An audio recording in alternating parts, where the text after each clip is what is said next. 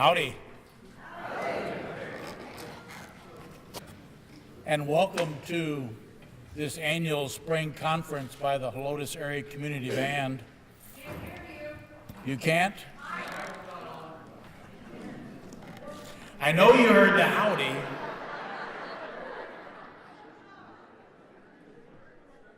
But I didn't really hear a howdy much in return. Give me a good howdy. And happy Sunday. We're so pleased to welcome you to this annual spring concert by the Helotes Area Community Band. I'm Tom Schoolcraft. It's my privilege and honor to be mayor of Helotes and welcome you today. And this band has an interesting history. I won't go into too much detail, but I will tell you that it started with a simple request in the Helotes Echo back in July of 2008. And the very first day it went into the paper, we received our first application for a band member. And when that invitation went out for musicians to come join our band, which was a new concept in Helotes, my original thought was that we would have a couple of guitar players and maybe a drummer and a fiddle player and a bass player and who knew what else, maybe harmonica. Our first applicant, when I met him, didn't really have any forms ready for that to take applications, but when I asked him what he played, he said baritone saxophone. And I wasn't sure how baritone saxophone was going to fit in with guitars and drums and fiddles, but I figured, hey, we'll find a place. And from that point forward, within a few weeks, we had an organizational meeting and then our first rehearsal, and the band played their first concert on August 22nd of 2008 with 17 members, and now we have over 70. And what you're going to be hearing today, and I always like to point out, and I'll just take a minute to do this because I know y'all want to hear the music, but I get a kick out of doing it, is our very first player, that baritone saxophone player, is still a member of our band. He's also a San Antonio firefighter, and he's here today. And as I always say, there's only one number one, and our number one is Mike Parsons. Mike, if you would.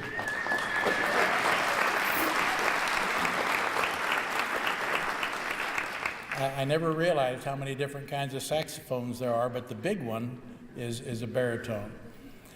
But anyway, without really talking any more about the band, I would like to acknowledge our two directors. Our first director was Charles L. Kuntz, Jr., and when I saw his application and his history dating back to 1958 as a band director and 30 years as a band director with Northside School District, I had a feeling that if anyone was going to help us make this thing work, it would be Charlie.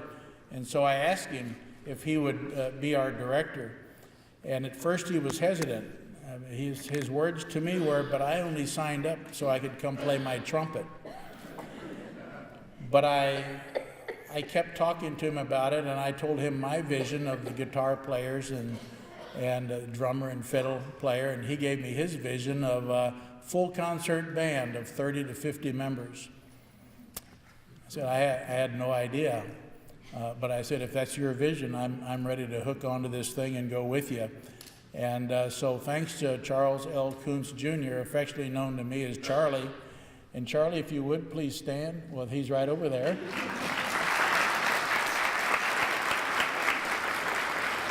And Charlie has been a great taskmaster with this band. He stepped right into the role. We started our rehearsals in City Hall, and we soon outgrew that. And he's helped us grow all along the way. In 2009, he became the namesake of Charles L. Kuntz Jr. Elementary School in Helotes. And in 2012, he was inducted into the Texas Bandmaster Hall of Fame class of 2012. And we nominated him to become the ACOG, the Alamo Area Council of Governments, Regional Citizen of the Year in 2013, and he was selected. So Charlie has acquired quite a resume since being with us, and even before. So Charlie, we're eternally grateful to everything you've done for the city of Helotes. In the last couple of years, he's handed the reins over to Chuck Kuntz, his son, and Chuck is somewhere back here. Chuck? Back here, waving. And so Chuck is now our director, and Charlie is our director emeritus. Our latest bragging rights was last year in March. We took 2 charter buses to the state capitol in Austin, and our band actually played in the rotunda of the state capitol on March 6, 2015. So we're very pleased and proud of that part of our history. That being said, just to give you a little flavor of where we've come from and what you're about to hear today, we're going to start the concert with the national anthem. And so if you would please stand. If you have a hat, please remove your hat, and we'll get started with this great afternoon of music.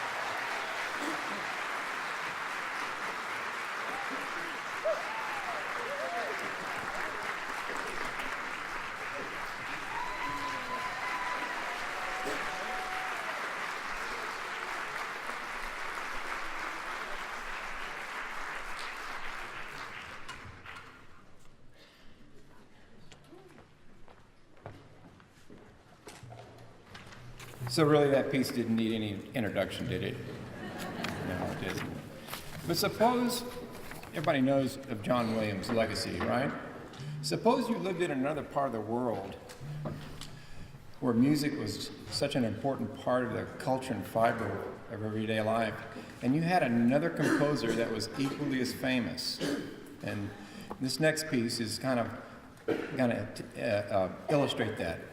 Arturo Marquez wrote this piece as he's well known in Central America and Mexico, and he has written about no less than 8 of these danzones, which is a kind of a can be kind of a seductive dance, depending on the setting. And he was infatuated by huapango. Has anybody ever heard of a huapango? Maybe you have, didn't know where it came from. Well, further away and from the neighborhoods of Cuba.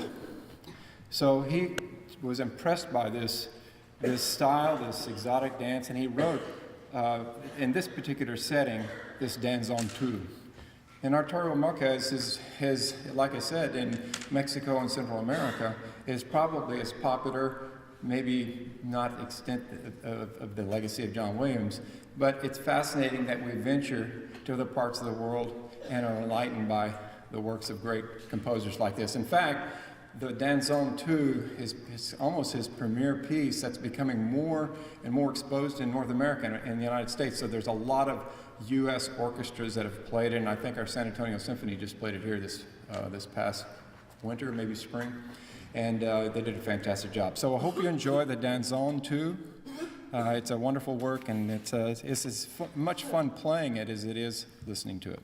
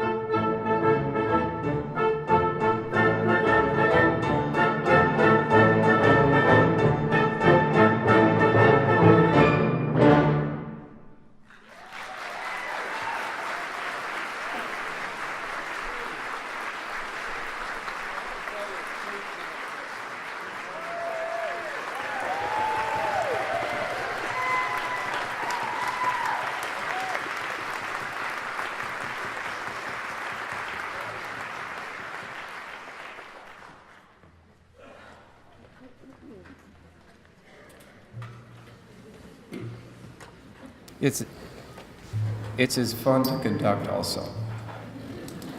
Hope you could see that. The next piece that we're going to play on our program is an interesting piece in its sense that it had some very nebulous, or just kind of a meandered kind of a way it evolved. Eric Whitacre, we're really fortunate to have such a young composer writing works for all mediums. He's choir, chorus, orchestra, and band. And he was approached by a production company to write a piece, the organics of what would be eventually a film score for a piece that Disney Studios was working on called The White Seal. And it was inspired by a Kipling poem, and he read it, and immediately, the way lots of composers did, it just came to fruition exactly what he wanted. And he ran home and his wife and he recorded the piece, and they sent it to the Disney Studios so they can contemplate it. And he waited, and never heard back from him. And so he called and said, "Hey, I've sent this piece. It's really excited about it, and it's really, really beautiful." And he said, and the Disney people said, well, they rejected the piece because they decided to make Kung Fu Panda instead.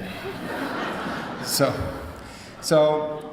it was in his catalog, and then I think it was commissioned to write it for chorus, and now it has a band setting, and we're lucky to have that opportunity to play it. If you know of Eric Whitacre, he has a sound on its own. I would like to take a few minutes to introduce the conductor for this piece, and I don't know, it's been such from the heart, being the brother of Jennifer, who is my older sister, and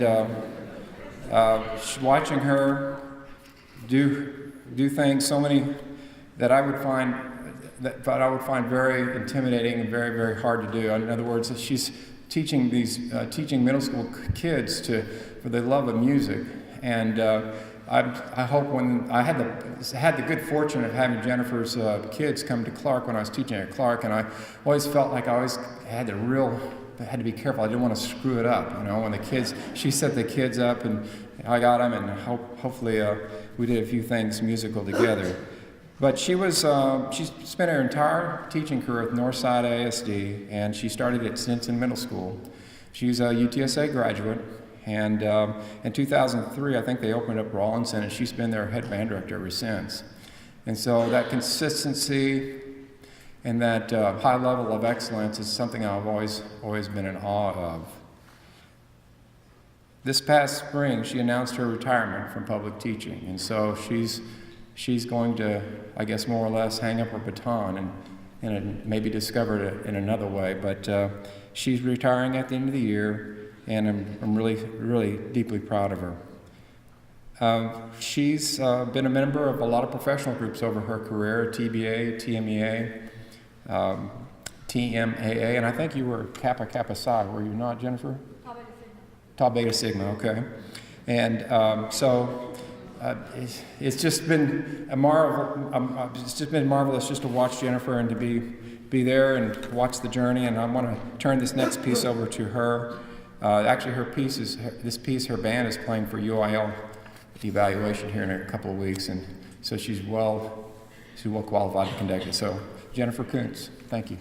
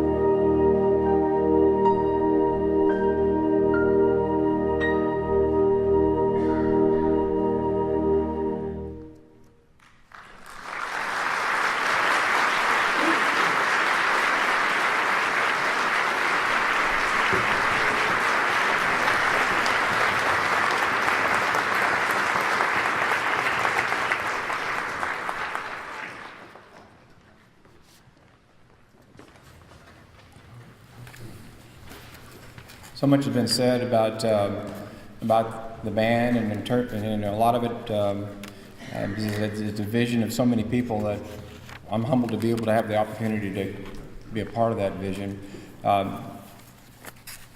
Next, obviously, Dad has been such an important influence on my life personally, but an important influence on a lot of people's lives, young and old. And this piece that we're playing, Lola Flores, is actually a piece I think I played when I was in high school, when he was my band director my senior year. Wow. It was a lot of fun. There's a lot of youthfulness in the piece, and it fit the band perfect. And my mom asked me about a year or so ago, can we play Lola Flores again? Can we play Lola Flores again? Well, Mom, here's your wish. We've got it back for you one more time, and your favorite conductor is going to conduct it. Dad, if you'll turn the band over to Dad to do Lola Flores. Lola Flores is a paso doble for those of you who may not be familiar with it, and it kind of personifies a really flamboyant, exuberant, spirited dancer. And I think you'll see the melody and see the different colors that will transcend you. So I hope you enjoy Lola Flores.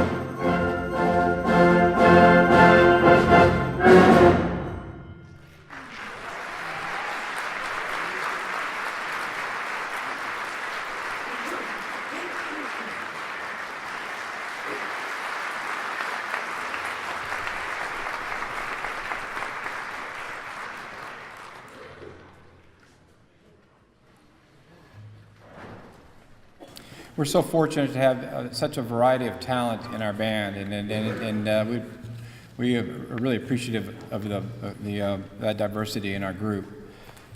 Our next guest conductor is Toby Knight, and he's an alto saxophone player. He's been in the band for a year, and he currently is a musician in the U.S. Army band and is finishing his 26th year in service and will retire this October. So, thank you for coming. He's looking forward to it. Enjoy.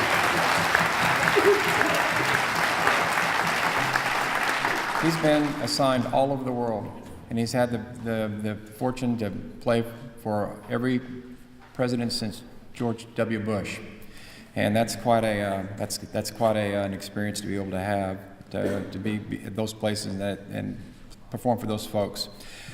He's got a diverse background as a clinician, adjudicator. He plays in a lot of different groups.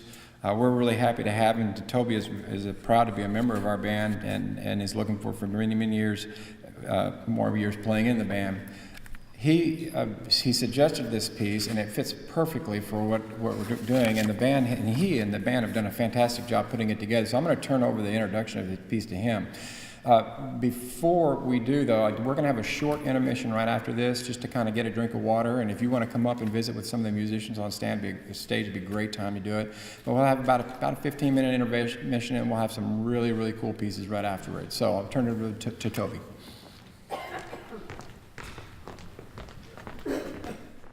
Thanks, Chuck. I'm not a member of the Kuntz family, but I have been treated like I'm a member of the Kuntz family. So I thank you guys very much for treating me and the rest of the musicians like family. That's really what it is. We're treated well here, and we very much enjoy it. So this next piece has a very powerful story behind it, and it's also a very powerful piece of music. And I have asked Dr. Perry from the First Baptist Church in Helotes to come up and read the story for you, because not only has he an amazing experience as a pastor, but he's also a military chaplain himself. And so I would like for him to come up and read the story for you so you can enjoy it. Thank you. Sir, thank you.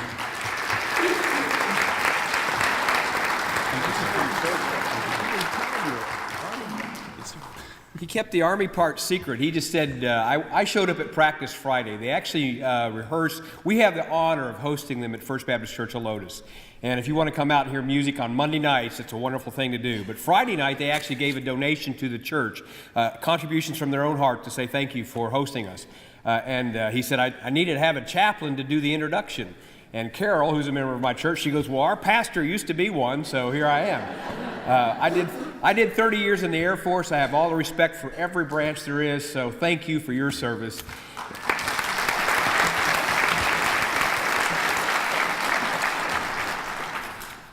He wrote this too, so be careful on this first line.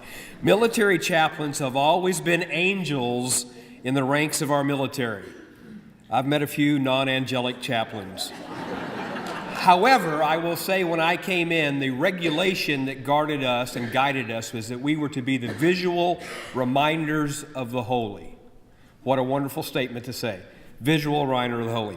As men and women of the cloth, they provide critical spiritual support in times of extremely difficult and dangerous times. They're on the front lines, they're in the hangars, or whether they're weathering the storm on the high seas, wherever they're needed, they answer their nation's call, and they're with the men and the women that you serve and you call from your homes. This next selection is a true story that has been the anchor of chaplain heroism in our military. Every military chaplain I know can call the names of Good, Fox, Poling, and Washington. On February the 3rd, 1943, the USS T. Dorchester, which was a converted ocean liner, had turned into a troop ship, was sank in the icy waters off the coast of Greenland, the victim of a German U-boat attack. Of the 904 men aboard, 605 were lost. I was honored in 2009 to meet one of the survivors, still alive, still proclaiming the good news of these 4 chaplains. Among those who perished were 4 Army chaplains, a priest, a rabbi, and 2 Protestants. Sounds like a good joke, and don't you know, there were a few made. The testimony of those survivors tells the story best. I heard this over and over from him and from others the books if you read about them. As the overcrowded lifeboats capsized and as rafts were drifting away empty, the men were milling around, not knowing what to do, on the ragged edge of panic, and the only fragment of hope came from the 4 chaplains who kept encouraging them. We can make it. You can survive. And when one would come without a life jacket, they would say, here, take mine. When one would say, I don't have gloves, they would say, here, take mine. The last memory of most survivors is of those 4 men linked arm in arm against a sinking deck, praying prayers to their God, both in Latin, Hebrew, and English. The Light Eternal is based on this well-known hymn, God of Our Fathers, and is a reflective work of that musically recounts this magnificent story. Thank you for letting me share that. God bless you.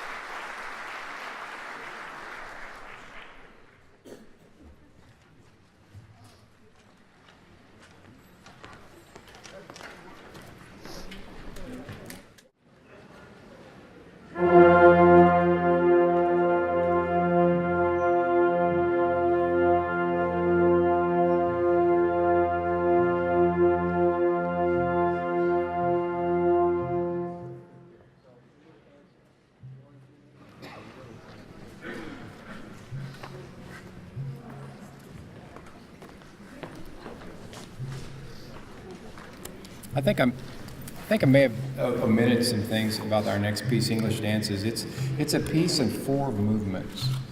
So I guess they're short movements, but there'll be just a brief moment for us to reset and then continue. So after the 4th movement, I guess, is when there'll be appropriate applause. So English Dances is one of Malcolm Arnold's classic pieces, and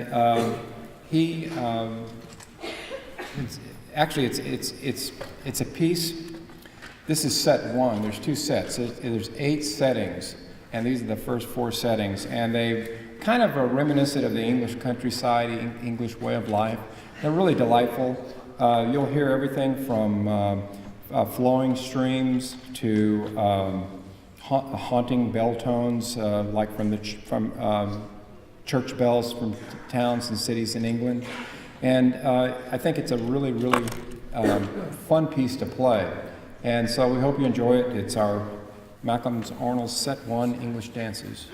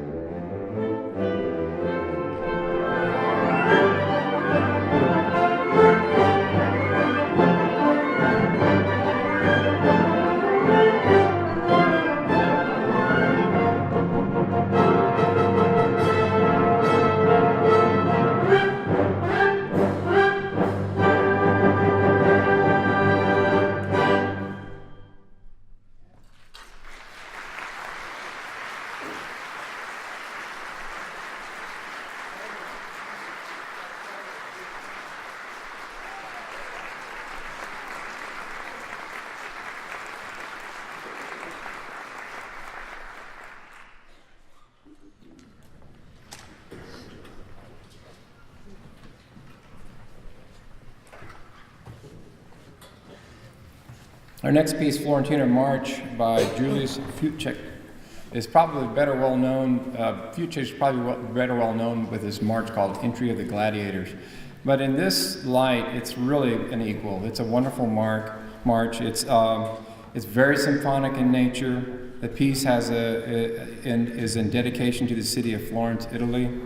It has a distinct flavor of Italy that comes with a sense of eloquence, bringing joy to both listeners and performers. Our next conductor that we have, his name is Steve Stevenson, and he's in his first year as a head band director at Rudder Middle School. He's a euphonium player in our band.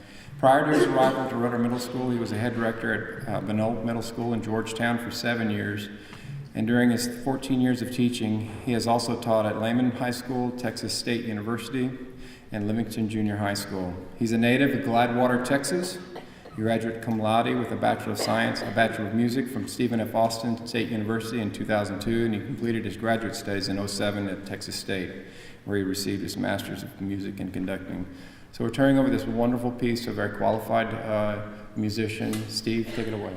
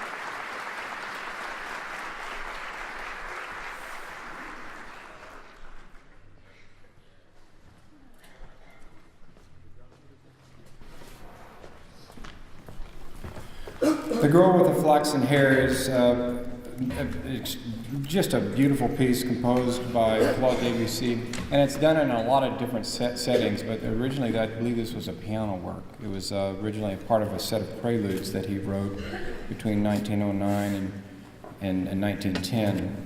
The translation evokes the image of a girl with flaxen-colored hair. I guess the image of a girl with flaxen-colored hair that has been utilized in fine art as a symbol of innocence and naivety. The work is very short, it's very brief, it's only 39 measures long, and takes approximately 2.5 minutes to play. And it's in the key of G-flat major. Now, some of the wind players that are in the audience can kind of appreciate G-flat major. It takes you, for me, I'd have to be on my toes in playing that piece. So it basically, the key gives it, the pianist is playing mostly black keys, and for a wind setting, it creates a very dark colored mood. I think you'll enjoy it, dark and timbre. We hope you enjoy it. We're very, like I said, we have such diversity in the band. We have so many talented individuals, and our soloist today, this afternoon, is Timothy Gonzalez. Timothy is a graduate of UTSA and a member of the collegiate music fraternity Phi Mu Alpha and Kappa Kappa Psi. He's currently the band director at Dwight Middle School, and he's a former private student of David Debus and Dr. Rami El-Fahar. So we hope you enjoy our rendition of The Girl with the Flaxen Hair.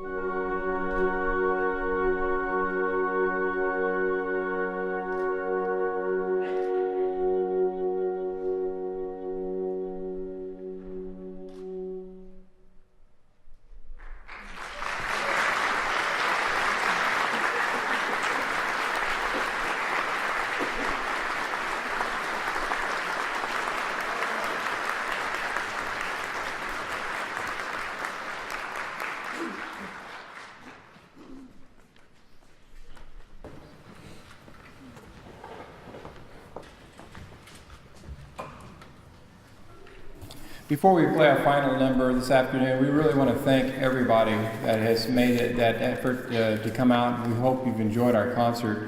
You know, we play for ourselves once a week, Monday evenings from 6:30 to 9, And that's just half the music making. This is the other half of music making. You've been such a fantastic audience this afternoon, and we really are grateful for your presence. And if you have a chance to come and hear us again, please bring a friend, because I think you'll agree we've got some very talented musicians and individuals on stage. So again, thank you all very much for being here this afternoon.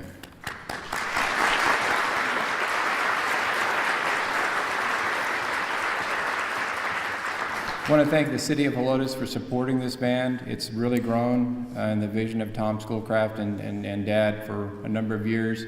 And it is a jewel in the community of this part of San Antonio. I also want to thank the First Baptist Church for their hospitality to allow the band to rehearse unabated for a number of years. The band originally, when it first started, gathered, it practiced in municipal court. Is that right? I think it practiced in City Hall. And so we had the opportunity to be at First Baptist, and they've been such gracious hosts for a number of years, and we're grateful for them. If you are interested in joining the band, there's, I think, some information on the back of our program that might be able to give you some information about a website where you might, if you want to consider playing, where we meet Monday evenings on from 6:30 to 9 over at the church. And we typically play pieces from a grade 3 to about a grade 5, with the, I guess, difficulty being 6 being the most difficult. So there's a little bit of something for everybody there. And we've got students in our band that were in middle school when they joined the band, and now they're in high school, and we're really proud of their contribution and dedication to our band. And we've got a variety of people. We've got doctors, we've got professional musicians, we've got teachers, we've got band directors. The list goes on and on. We're a very diverse group special group of people, and it's a privilege to be able to work with them on Monday evenings. So without further ado, again, thanks for coming. This is kind of a light piece to wrap things up with. Bohemian Rhapsody doesn't really need any other introduction than that. So thanks again for coming, and hope to see you next time.